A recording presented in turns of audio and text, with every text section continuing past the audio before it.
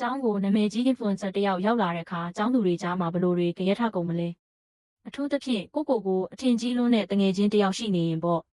အဲ့တော့ဆိုင်ဟန်ကျောင်းရောက်လာတော့တကျောင်းလုံးပွဲလောရိုက်ကုန်တာပေါ့အားလုံးကဝိုင်းအောင်ပြီးဓာတ်ပုံရိုက်ဖို့စူးစမ်းနေကြပေမဲ့အင်းထဲကိုအနီရောင်ဝတ်စုံတဲ့ကောင်မလေးကတော့ဂယုမဆိုင်တလို့နဲ့စာပဲဆက်ရေးနေပါတယ်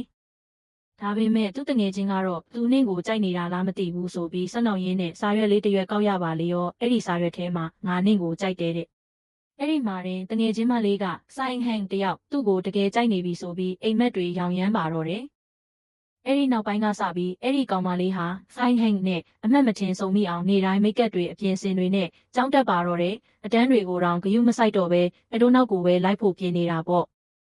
တနေ့မှာတော့သူကဆိုင်ဟန်ကိုမွေးနေ့လက်ဆောင်ပေးဖို့ဆိုပြီးရင်ထဲစီကနေပတ်စံ3000တောင်ချေးဖို့လုပ်ပါသေးတယ်ရင်ထဲကဒါကတကယ်ရောဟုတ်ရဲ့လားလို့တတိပေးပေမဲ့သူကတော့သူငါ့ကိုမြင်ရင်အမြဲပြုံးပြတယ်ဆိုပြီးအခိုင်အမာယုံကြည်နေတာပါ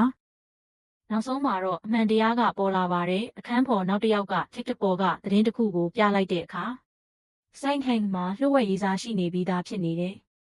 တကယ်တော့အဲ့ဒီစာရွက်လေးကဘသူစီကလဲဆိုင်ဟန်ကရောဘသူကိုပြုံးပြခဲ့တာလဲနောက်အပိုင်းမှာဘာတွေဆက်ဖြစ်မလဲသိချင် follow လုပ်ထားကြအောင်နော်